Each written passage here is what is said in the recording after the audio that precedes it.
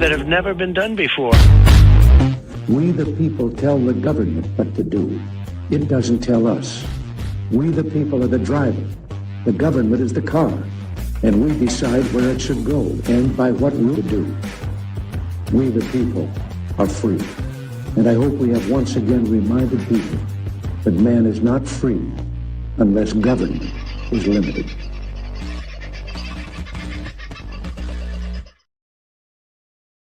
Hello, beautiful people. How are ya? How are ya? How are ya? I've moved the camera a bit tonight because I'm going to have some interesting things popping up on there.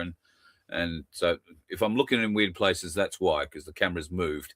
My apologies. Hope you've had a pretty good sort of a day. I haven't done anything loud and outrageous. It's been a pretty shitty sort of a day where I am. Drizzly rain, cold, grey, miserable, and 2 whining dogs who bring nothing but dirt inside the mobile home, which... thank God, got a good little vacuum. Works out well. But the dog's really hard to hold down while you vacuum them, I can tell you. Bloody difficult. Scotty, the news, first in the house tonight. Happy Wednesday to you too, brother. Hope things are going well and wherever you are at the moment. Don't know if you're still trekking around or whether or not you've got home. Toxic, second in the house. And the lovely What The, who turned up only 15th of a bee's wiener later. Got a photo from What The today. It's probably one of the more shareable photos he's ever sent me, I've got to be honest. I haven't had a discussion with Vincenzo about sharing that, and I haven't got it in the computer to share. So, but maybe I will have that discussion, and if you're up for an interesting image, I may have it for Friday night in the free-for-all. But it's looking great, Greg. It really is looking great. It now looks like the hole has completely grown over, the hole being where what there's 2 smaller toes on his left foot used to be. And they've now put a skin graft over that, and it's taken really, really well. I mean, you know, if that was a circumcision, mate, you'd be really happy with the job they did on it, just saying. Probably not the way to describe it, but anyway. Tony, my good mate, looking forward to seeing you. It looks like I might be catching up with you in Canberra. We are going to Canberra to catch up with Paul Offey and his appeal, which is happening in Canberra on next Monday, the 27th of July. Heading off there on Saturday, so looking for help with some donations if you can, with fuel and some accommodation. We're staying in the cheapest places we possibly can, but if we can cover those costs, that would be absolutely awesome. There are a lot of people coming to help support Paul in his endeavour to win an appeal against his 2 convictions. Now, when they found him guilty, they fined him $1,000 for each fine and gave him 6 months to pay. And that was gratefully received. However, Paul is, and I think if you've been watching this show right from the get-go, you'll know that Paul is quite determined never to plead guilty to anything that he didn't do and didn't feel he was guilty of.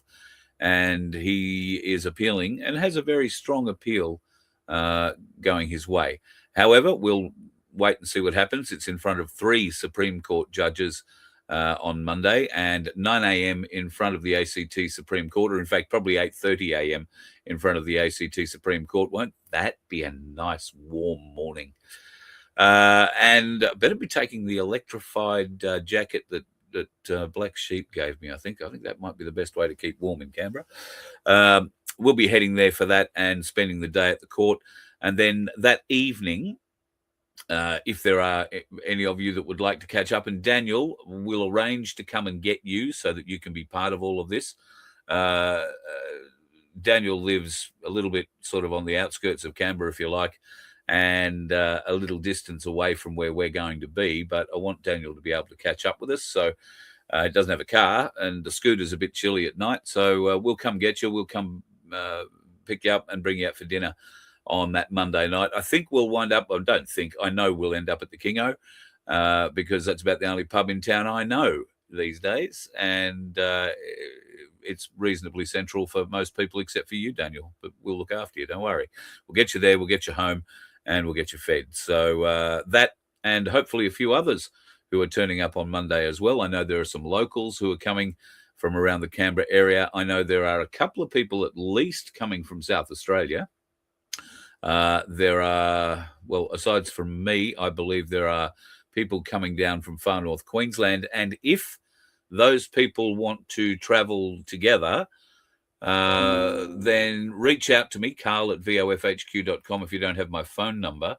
But I'll be on the Gold Coast about 9 a.m. I'm hoping before 9 a.m. Call it Movie World on Saturday morning. My plan is to be there. I've got to see someone there very briefly and then hit the road, Jack.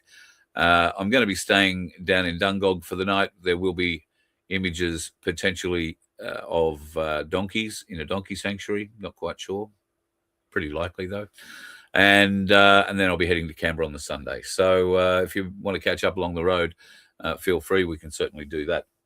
I will have a two-way radio with me so we can communicate if you so desire. Who else is in the chat tonight? I haven't having a bit of a chat. Aussie Sue, lovely to have you in. And don't forget to like and subscribe, folks. We really need that algorithm to start kicking in. The lovely Sunflower, I hope you're good, darling, and maybe back to pictures tonight, not just listening like you were last night. Hey, I hope your throat's coming back too. After your tick experience, I trust things are going along there. Aussie Sue, like, subscribe, share if you can. Thank you to all the new subscribers that we've got. And I can't say that we're being flooded with them, but we are picking them up, which is much better than we had been able to do for a very long time, as YouTube weren't allowing subscribers to actually be counted on this channel for a long time. In fact, you may have found, if you subscribed at some stage in the past, that you are no longer subscribed. You're not getting notifications. The little bell isn't belling for you when we come on. So please let us know if that is the case. We're trying to figure out how many. It sort of tends to affect different people at different times. But we're very keen to try and figure out that algorithm and get us back in the good books, so to speak, so that we can hopefully spread the good word to a few more people. And it is the good word we're trying to spread. I endeavor here to share truth at every opportunity. And if I get it wrong, I'm very happy to tell you I got it wrong, and I'll take full responsibility for that. And I have been wrong in the past. That's why you don't hear me giving away too many dates in the recent past, because in the not so recent past I got caught giving away dates, and it wasn't because it upset you so much that these dates didn't come off. It upset me. It really made me feel like we all felt, I suppose, when these dates were put to us, that it just was going to fail. So hopefully we can spin that around. Connie, driving back from Rocky. What a beautiful drive that will be. Watch out for the Roos. I don't know how far south you are at the moment, but let me say you could be anywhere from Mount Larkham, Gingin, maybe Miriam Vale. And if you're going for an overnight trek, oh, well, if you're going for an overnight trek, you're not pulling up for too many breaks, you'll probably be home by 1 o'clock. Not a bad sort of a drive at night. I've done it a lot, that bit of road, although I don't know what the roadworks are like on the Bruce Highway at the moment, north of the Sunshine Coast, essentially. But you don't have to deal with Gympie anymore, which is great on the Bruce Highway. They've got a big bypass around there. Not so great for Gympie business, I'm sure, but the bypass seems to work pretty well and has been able to cut, I think it's 40 minutes off the trip to... now was it to Bundaberg or to Rockhampton? I can't quite remember, but it's cut off a good portion of the drive. So I guess when you're talking a 6-hour drive versus a 5.5 or 5.25 hour drive, it's still a pretty reasonable drive. G'day, Paul. Hope you are doing well, mate, in Western Australia. Didn't have a look at what the weather's doing over there today, but I'm sure the wind will be blowing. It usually does. Toothache, Scotty. Not good. What can I offer by way of tooth pain help?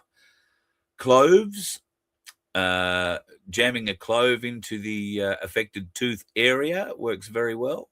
I've often found that, what's the name of that toothpaste? Oh, it's an old people's toothpaste. It protects your teeth. I've got some. A Sensodyne. I've often found that's pretty good, just between you, me, and the gatepost. Not being sponsored by them, but hey, looking for all sorts of sponsorships. In fact, Resolute or Revolut is a new bank that is being put into Australia, and I just want to mention them now because they are a group I approached a little while ago. I saw them popping up on a number of other podcasters, if you like, overseas, and I wanted to see whether or not we, as Australians, had access to some of the pretty significant savings that they were offering, particularly through fuel cards. Now, they weren't available in the country, but there is news today that this new bank, Revolut, has been granted a 5th license for Australian banking. That means it will be in the league of the big four.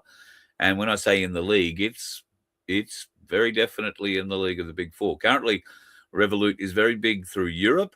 It is also pretty big in Mexico and getting licenses throughout the United States and other areas, I think, on the cards. They do offer a pretty amazing package. And when I say package, it's banking like you're not really used to with them.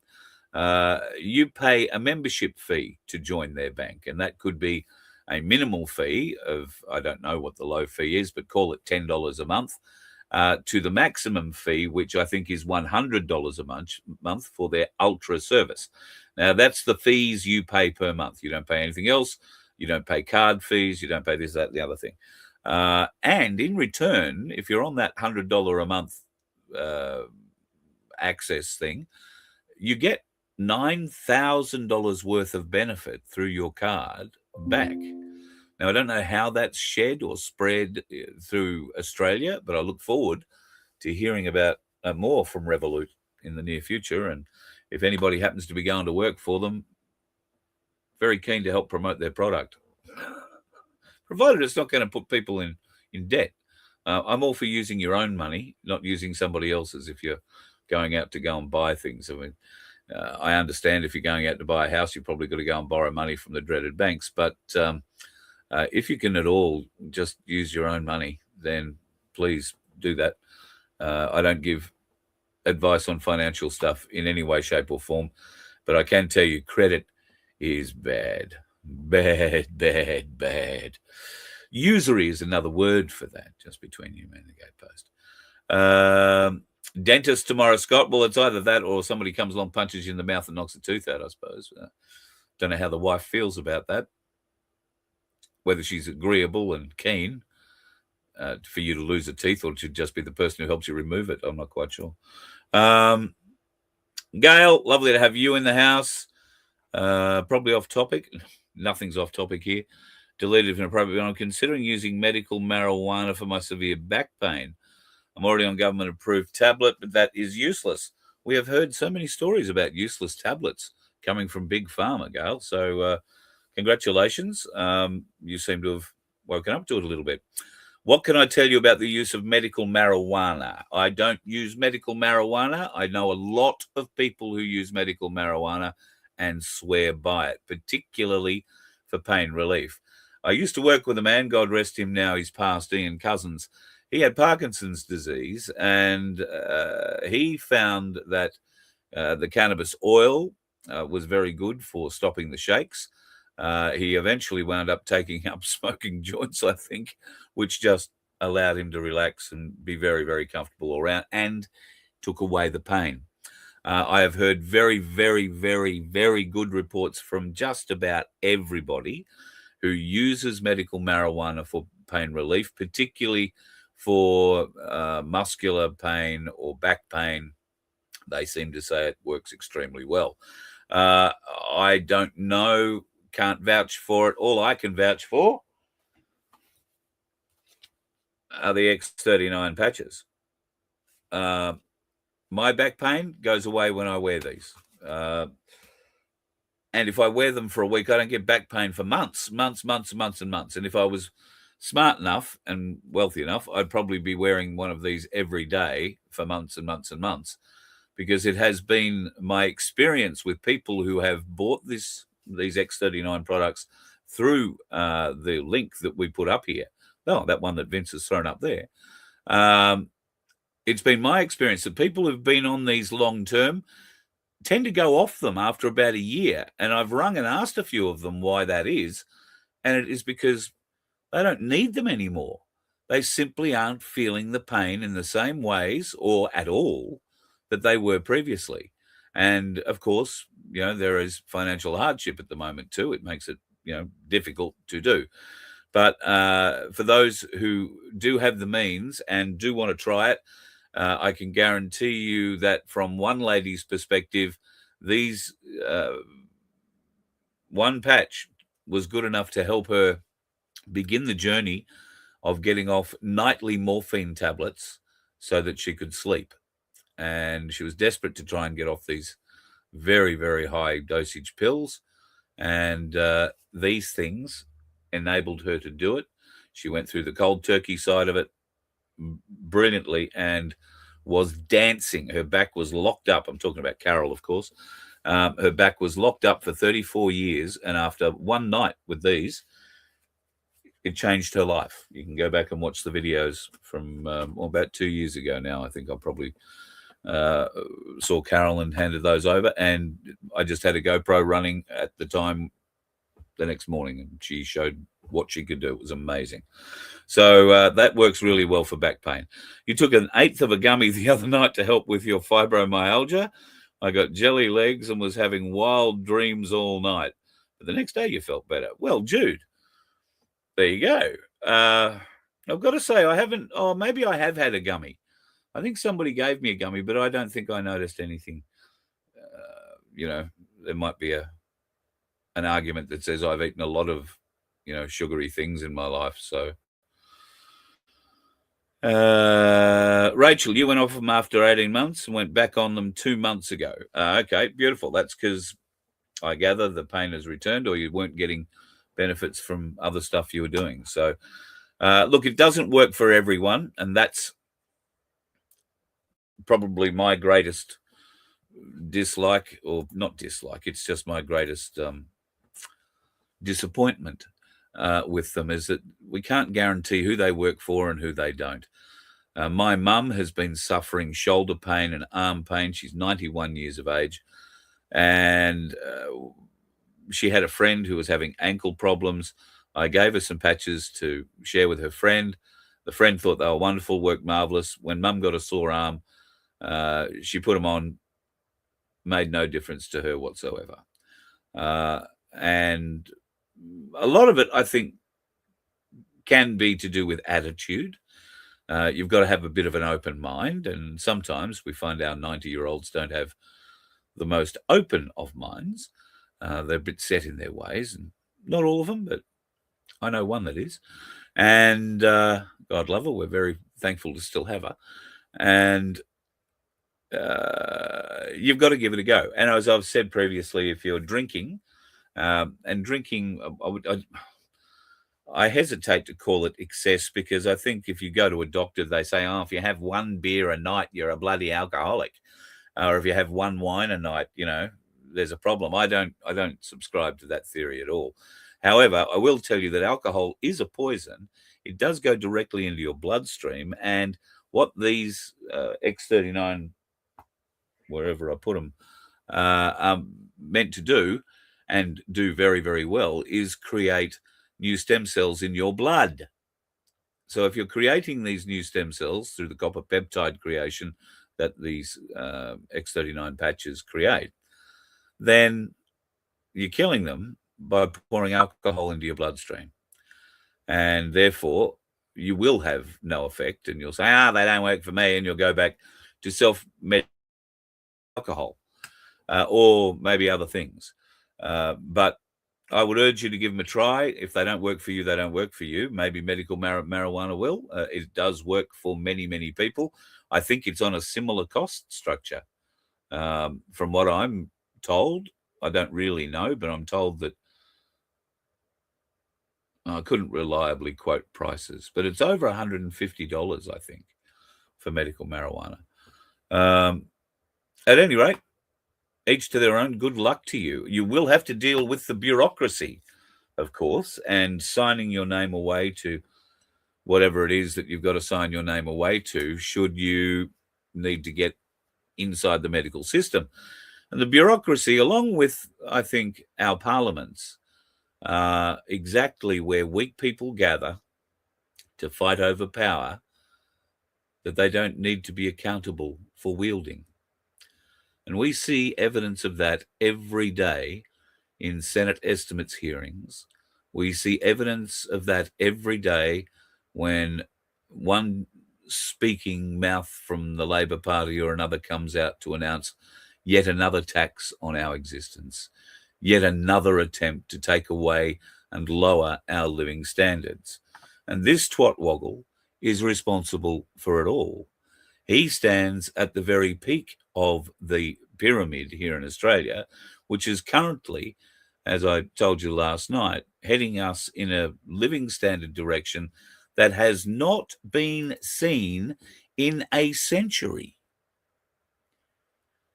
And yet this man is still able to walk the streets and not be shamed back into his chauffeur-driven, publicly funded limousine, where he can go back to Parliament, go back to the Lodge, go back to Kirribilli and hide from the Australians that actually do care about what's going on in this country.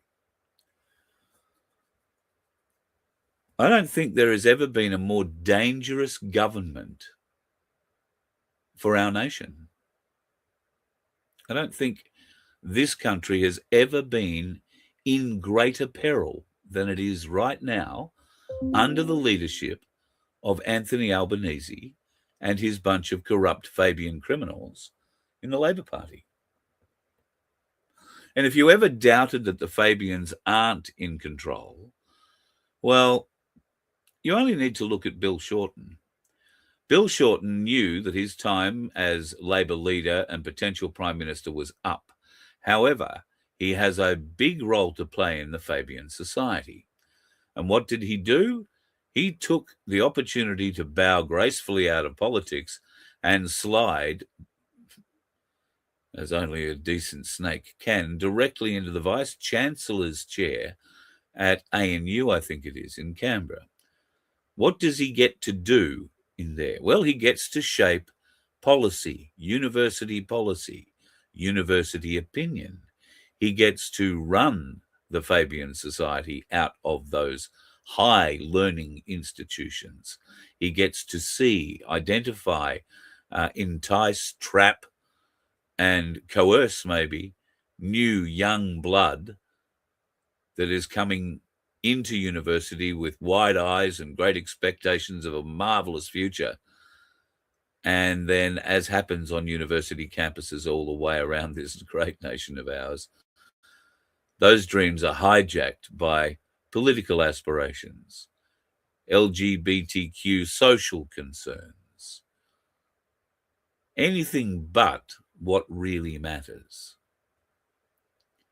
And Albo Sleazy and his group of Fabian criminals, not just Fabian, they're Freemasons as well. There are secret societies in both major sides of politics, and I think in all the minors as well. And then we have other influences that we see being worn on lapels and badges on the chests of various Australians aspiring for great things around this nation. Speaking of aspiring to great things around this nation, this is a notice that was pinned up in a pharmacy in Sydney.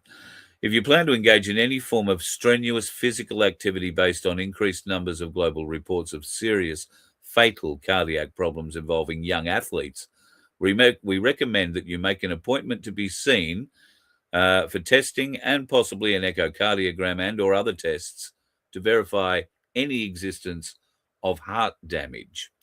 Studies indicate that this is a prudent step, with one theory being that possible heart inflammation caused by a COVID vaccine can be exacerbated by the adrenaline output generated by physical activity. That's a warning on the front window of a pharmacy in Sydney. I think it's in Cronulla. So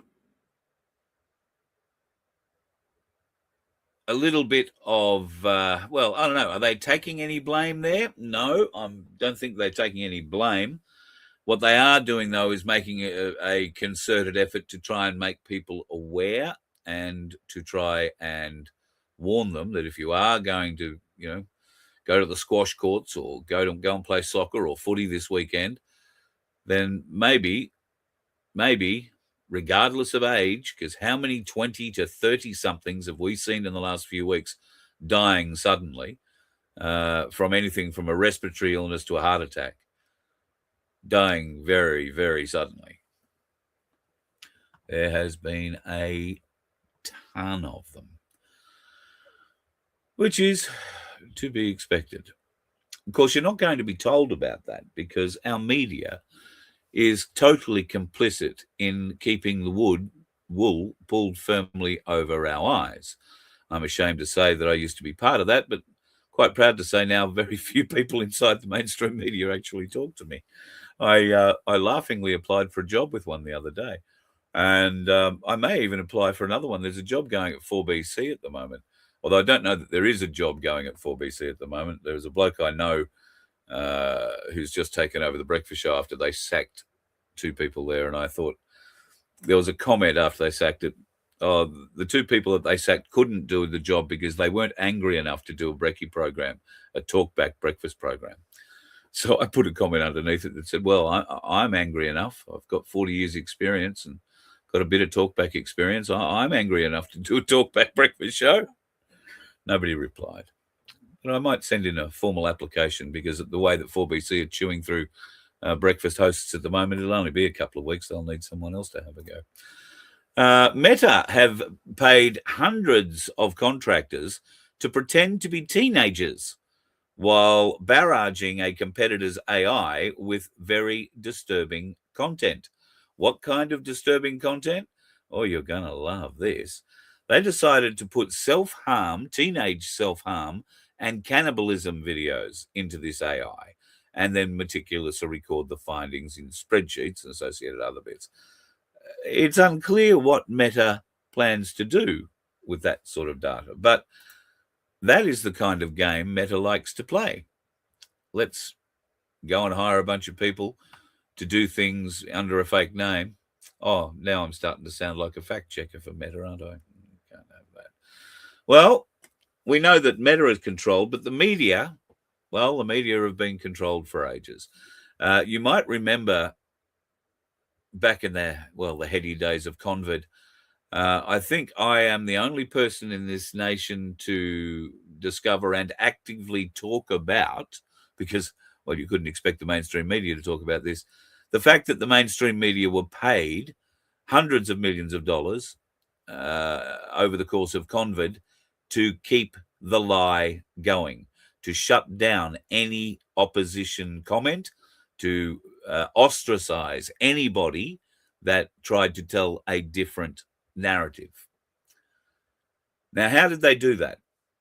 Well, they first did it by handing out $42 million, I think it was, or might have been 49, to the industry as a whole, because they'd lost so much money in advertising revenue.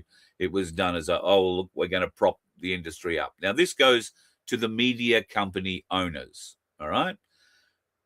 Now, there are a lot of big media companies in Australia, and the Australian landscape, while it's changed a little bit since Convid, is still pretty much the same. There are only a few players in the radio and TV market, some of whom are international, most of whom are not. Well, these people managed to get their $42 million, and then the government knew they needed the media to be compliant in pushing the message to get a stick up your snoz, to get tested. And then, of course, when the jab became available, to get jabbed. And the incentive for those media businesses was pretty significant. A 1 year, 100% tax rebate. Any tax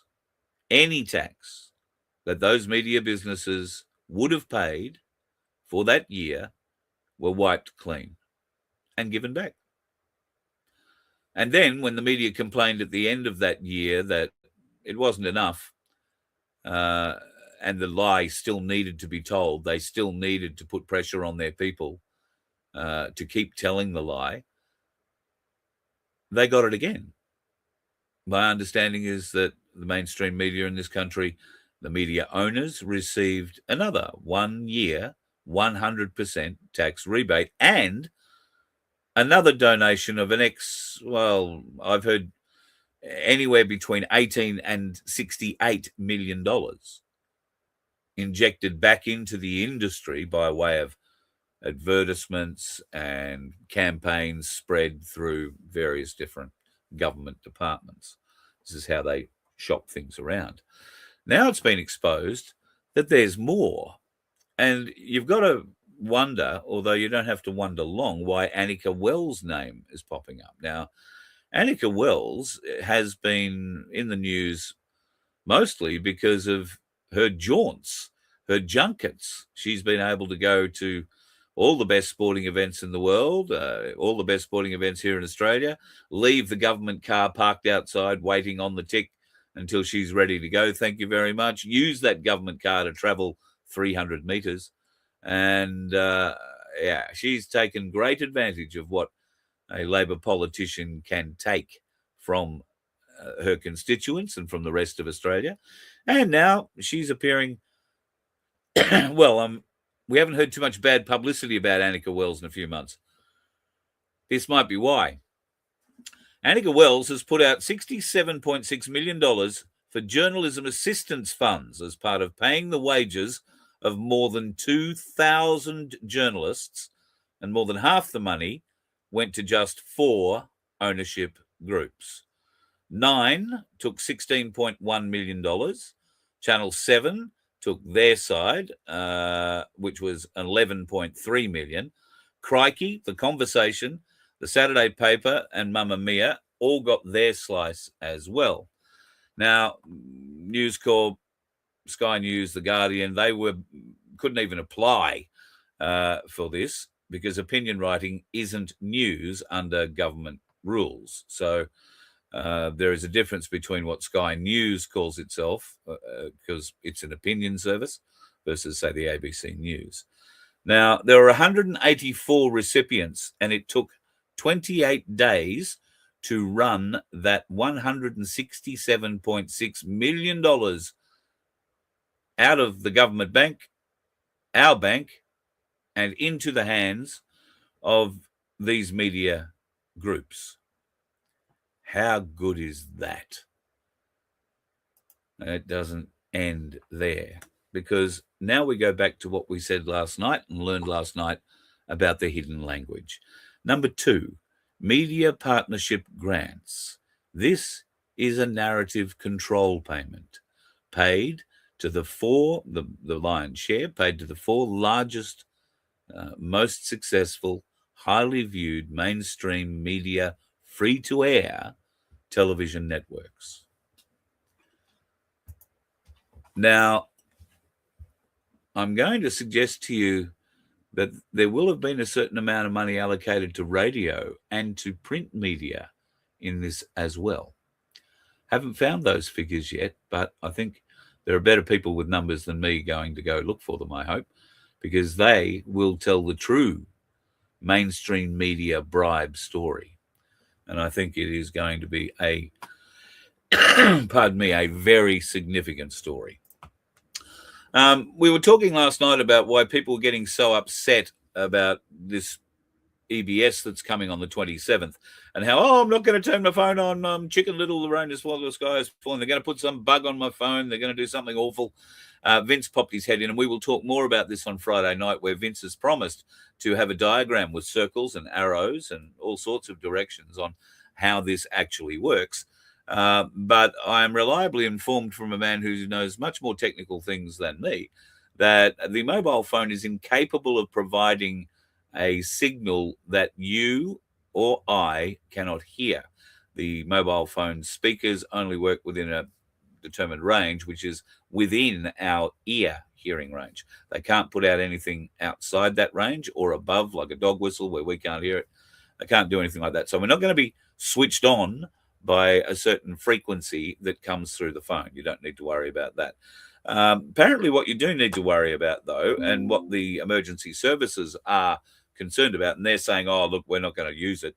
It's not a matter of them not going to use it. It will be used, but they're saying that it is not yet fully reliable and able to reach as many people as required, for good reason, because this EBS does not touch things like landlines, older mobile phones. Now, I don't know how old your mobile phone is. I'm very fortunate that mine's only 2 or 3 years old, so I think it's probably in date. But if you have an older mobile phone, maybe it will not get this message. For mine, though, the interesting message is that the alert will disappear after you have read it. I find that weird.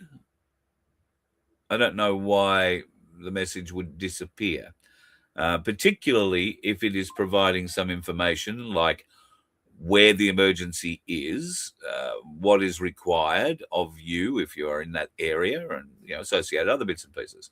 So this is the first EBS test. I guess we will find out exactly how good it is at the appropriate time. And if there's zombies walking around the street when we get out of the court on Monday after 2 p.m. in Canberra, what am I saying? There's always zombies walking around the streets in Canberra after 2 p.m. Anyway, Donald Trump has been pretty vocal in the last 12 hours. He's backing up and has made a statement that Benjamin Netanyahu will not ever be arrested in any way, shape, or form while in the United States of America. He's fighting against the Islamic Republic of Iran, which recently killed 52,000 innocent protesters and has spent the last 47 years killing American soldiers. That sounds like Benjamin Netanyahu has spent the last 47 years killing American soldiers and others. Truth in reporting, isn't there? The only ones that should be arrested are the people that led Iran into this unprecedented spiral of death and destruction. Got to agree with that. Something that should have been dealt with years ago by previous presidents. Couldn't agree more. Why is Trump saying Benjamin Netanyahu is never going to be arrested on American soil? He's saying that because Memdani, the new New York mayor, has pledged to arrest Benjamin Netanyahu the moment he sets foot in New York. Interesting. Now Trump has come out and said there is no way that's going to happen. Got to wait and see what happens next time Bibi comes to town. It might prove to be interesting if Memdani stands up and then puts him on a plane to the ICC in The Hague. We could have ourselves a court case. And if you think there are good odds of that, then I've probably got a bridge in Sydney, I can say to you. An uproar, they say, we would have if people, meaning non-Jewish people, knew the level of security that the Jewish community requires of its schools. Now, I've never been to a Jewish school.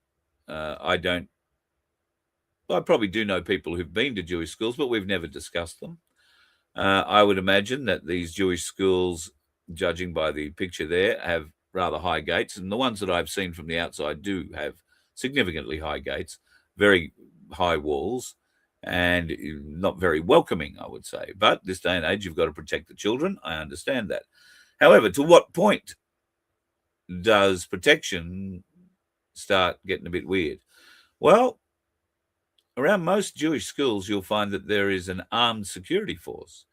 There will be armed patrol officers on the grounds, if not in the halls, and their job is to make sure that nothing happens to the children. I'm also told reliably that there are patrols with armed ex-IDF members driving around the immediate streets surrounding the school, keeping an eye on all the traffic that goes into and out of those streets and all the traffic that goes into and out of the school. To get into the school for deliveries and that sort of thing, I am told, has to be prearranged. There has to be security checks with not just what is coming in the truck or whatever is being delivered, but who is delivering it as well.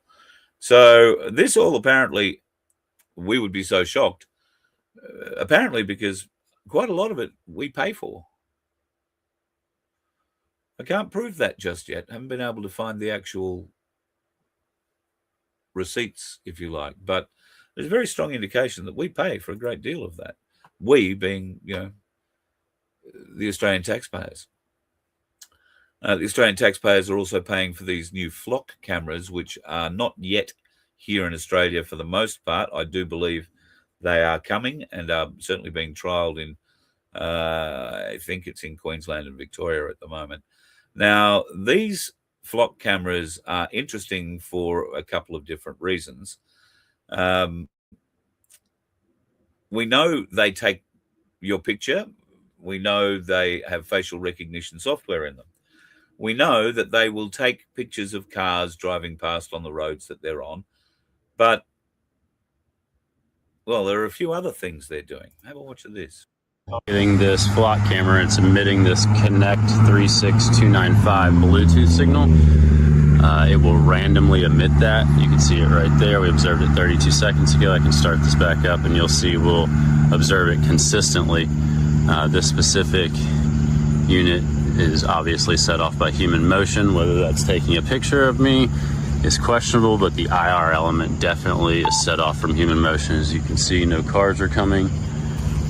There's that Connect signal. It's a Bluetooth signal. You can see at the top there, it's coming from the back of this battery pack. I believe it's coming from that white battery module, emitting a Bluetooth signal. This looks to be a standard Falcon ALPR unit, so it's not going to be the AI video powered condo unit. The easiest way to tell is the camera. The IR unit is more towards the top of the camera as opposed to the Condor where they're on the middle. You'll be able to see this triggered by the cars.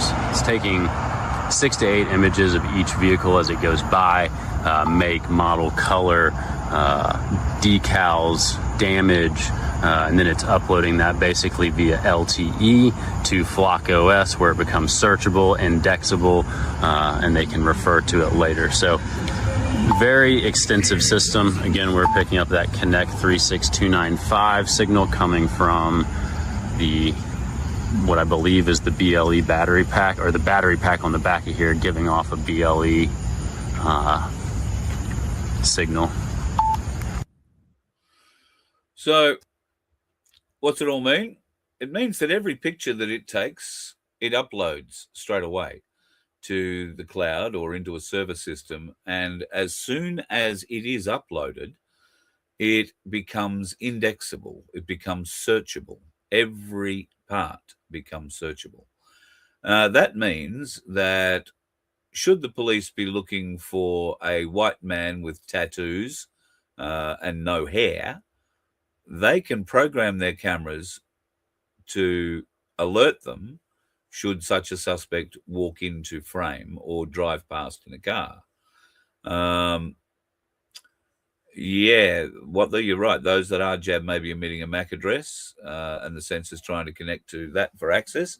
That has been the big concern for a lot of people. For those folks who are unaware, and if you are jabbed, you can try this on yourself. I'm not sure. I'm pretty confident that if you've had more than 2, this will still work. But if you turn on your Bluetooth on your phone and hold it up against your body, you'll find a new MAC ID address somewhere, and that'll actually be you, which is quite weird, quite sad. And we did show the video a long time ago now of the Russian bloke who discovered all that information is available on the dark web. It's uploading continuously into files. And it's live, so it shows whoever's watching your location. It shows whether you're exerting yourself, like exercising or just walking normally, or in fact are asleep. It gives off biometrics out of your body, lets them know whether or not you're getting sick, impending sick, eating, drinking, taking drugs, all this kind of shit gets reported clean out of that, straight back. If you think we aren't in 1984, I got news for you, Toto, and ain't none of it good. America has the right idea, though. They've issued a red notice. Now, I've looked a lot of places today to try and confirm this red notice. What does a red notice mean? Well, we'll explain it. If it is for real, it was issued on the 18th of June. And so far, the US media is absolutely dead Hello, silent everybody. on This it. is Joshua Doherty, aka Joshua Lloyd Fox. Something happened today I've seen less than a handful of times in 30 years working for the Department of Defense. The State Department issued a worldwide red notice to all U.S. citizens around the world to come home, basically because of the growing tensions between the United States and Iran. Yesterday, President Trump ordered CENTCOM to open the gates of hell against Iran for the loss of 2 U.S. service members in missile strikes in Jordan. And this map, is being circulated in Israeli media right now. The first time I saw it was about 3 days ago. Ben Shapiro posted it, which I don't really believe anything out of him, but this is circulating right now showing a massive ground invasion of Iran where the United States' responsibility is along that southern coastline of the Persian Gulf, or the Gulf of Oman, and that's exactly where we have been pounding for about 2 weeks now. We've been pounding artillery shells in that area. I want you all to remember, I reported back in April and May that the 31st MEU, the 111th MEU, the 81st Airborne are all in theater. There's roughly 50,000 U.S. service members in the Middle East, most of them dedicated to ground invasion assaults. Marine Expeditionary Units, there's 2 of them over there, 5,000 Marines whose sole purpose is ground invasion. Have been over there for 3 months training and getting ready for something. So apparently we're opening up the gates of hell, and the State Department issued a worldwide red notice today to all U.S. citizens around the world. I've only seen that like 5 times in 30 years of working for the DoD. That was issued just a few minutes ago. Stay tuned. I know U.S. media is not reporting on any of this, and so we're not going to know what's exactly happening or going to happen. But if you watch outside U.S. media sources, Al Jazeera, BBC, some of those others, we might get rumors or hint of rumors about what's happening. So stay tuned. Gates of hell. Might not too. You're not going to get it from your own media, so you're definitely going to have to go outside of it. But that call to home, the last time I recall ever hearing about a red notice was after 9/11, when they wanted everybody home safe, back on American turf where they could be kept safe. And obviously America was going out to do its best to take vengeance at the time. No secret of the fact that we've been following the development of robots on the Voice of Freedom now, well, for basically since we started. We're talking about Eric Trump's involvement in a company that has some very significant robot involvement, and they're now moving into a kinetic phase where they're experimenting with kinetic options on their robots. Well, I can tell you the Chinese are so far ahead of them. We've seen the Chinese dancing robots that are doing karate moves. We have seen the military robots. And now, ladies and gentlemen, I've got to say we are finding exactly what is going to happen to our workforce, because we now have the checkout chicken box.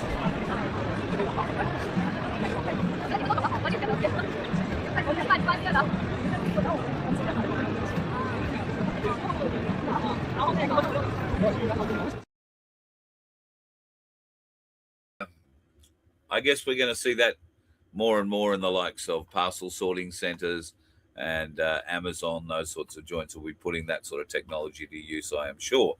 But then there is a whole other sort of technology that they're developing for robots as well. I can only think that this kind of robot is designed either for the childcare system or for Snow White and the 11 Dwarfs.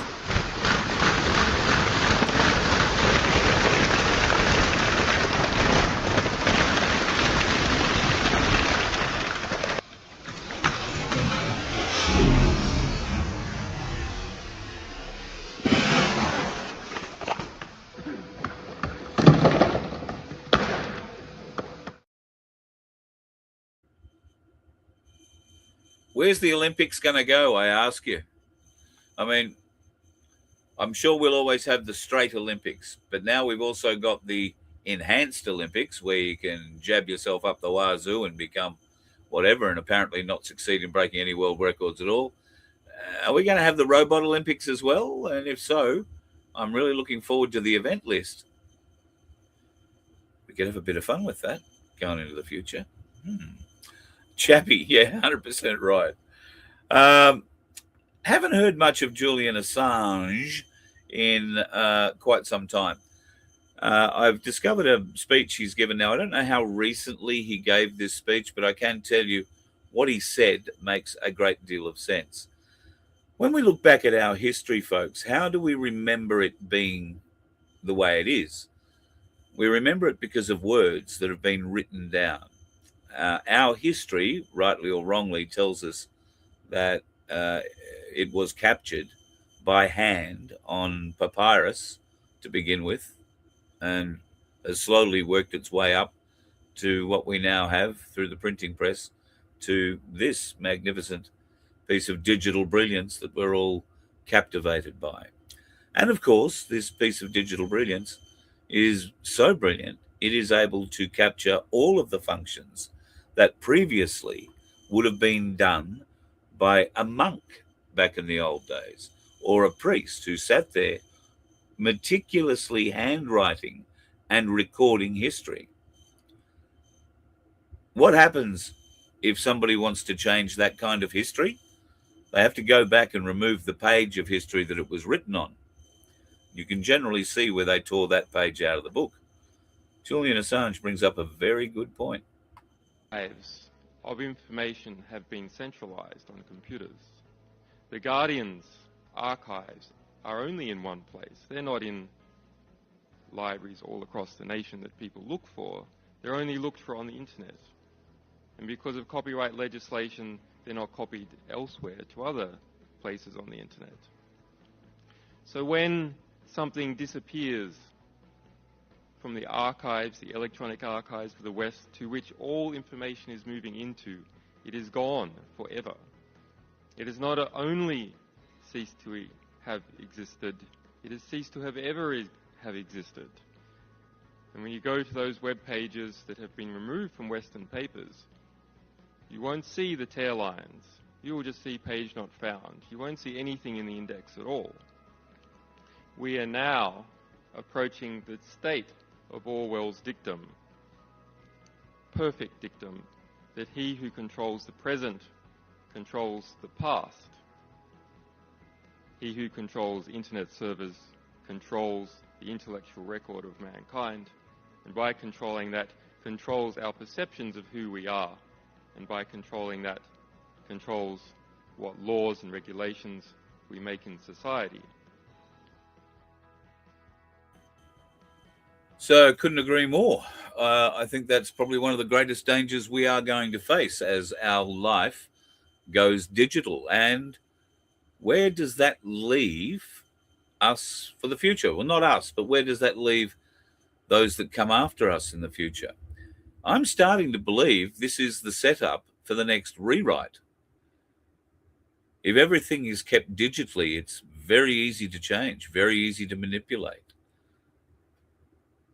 And with the increasing restrictions being placed on us, what we can say, what we can record, what we can save, and where we can save it, it's going to become more and more difficult to have important conversations publicly. The only way this stops is if the people rise up and stop it. Thank you, Paul. Appreciate your donation, mate. Can't thank you enough. Really appreciate you.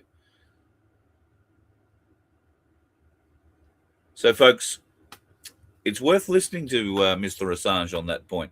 Our history can be stolen from us perhaps more easily than we ever thought, while all trying to make life easier for us. And I wonder if that's how they've done these huge resets of history, using similar means. Not saying that they've all reached a digital realm like we're about to, and an AI realm like we're about to, but anything's possible. And we know the jig is up. We know that those that are put up in front of us, those that are idolized, our heroes, our musical stars, the people we just can't do without on telly, have all paid a price to be famous. That price is too high for some people. And here is a young African soccer player who found the price too high. You are talented, but this world, if you want to be part of the elite, you have to pay the price to enter the elite. I'm like, okay, what do I need to do? I was pretending I was stupid, right? Because I could hear, do not sell your soul. So I knew that he was after my soul then. Oh, that was no longer a game. That was something real in front of my eyes. And I'm like, okay, what do I need to do to enter the elite? And he said, everything costs something. If you agree, I'm going to give you a date and time. We're going to go and we will initiate you. There is different type of way you can join. You can either sign with your own blood, and with your own blood, you're going to have a specific year that you're going to die. So let's say you become a pro for 20 years, and after 20 years, you will die. And if you don't want to die, you can give your sister or a relative to extend the pact. And I was like, bro. He said all of this. Of course, face to face. He said all of this, and I asked him, but how will I kill? You go to prison. He said, young man, the hospital, we control. We rule this world. Any person that disappeared, we control. So do not be afraid. And I said, okay. How will my sister die if I give her? He said, it will be probably a cancer or car crash. It will depend on the circumstances of her life, how disobedient she is to God. I said, listen, thank you very much for the offer, but I'd rather die the way I am. I don't want to do any of this. And he started to be hungry now. That's where his energy changed. His physically changed. Like his energy was like trying to dominate me. Like, you will never be the player you want to be. You will never reach the level you want to reach. Every president of clubs, every superstar that you worship are part of it. You can't without us. And I was like, what? As a young man, that's my dream, to become someone that collapsed, brother. It collapsed on the ground because I worked hard in Thailand. I worked hard in the academy to become the next Jerry and Ray, because my dream was to become the next Jerry and Ray, to make my mother proud. Like I always said, Mom, I will make you proud. But now today I know that making my mother proud is to serve God. He said, wonderful.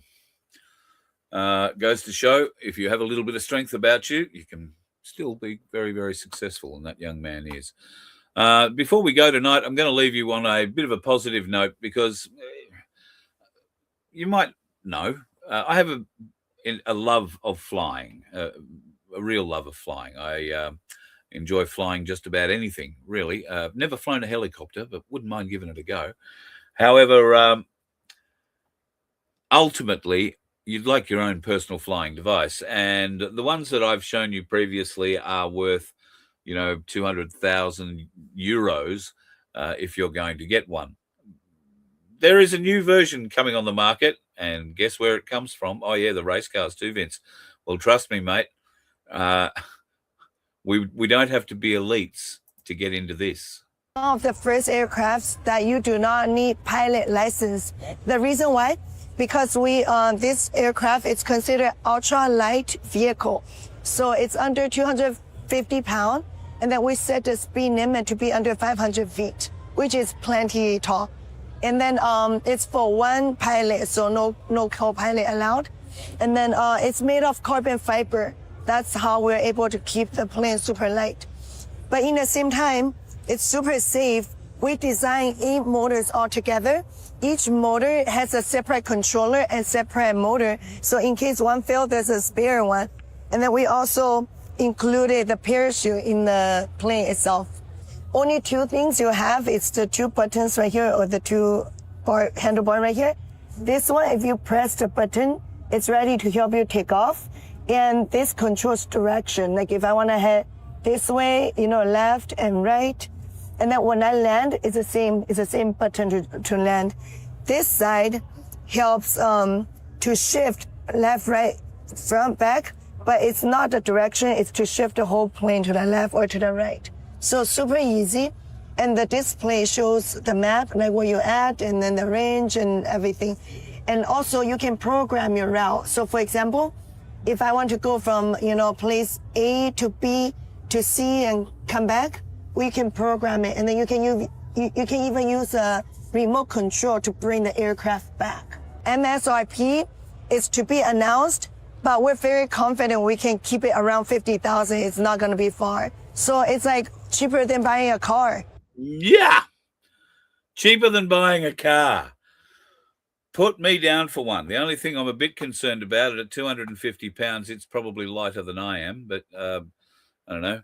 I'm not really been very good with the maths. We'll have to figure that out at another time. But why, Lord, how cool would that be? A lot of fun. I was going to make a statement about that. What the Asians driving cars are scary enough. Can you imagine what they'd be like in the air? And yes, I could not agree more. Not just the Asians.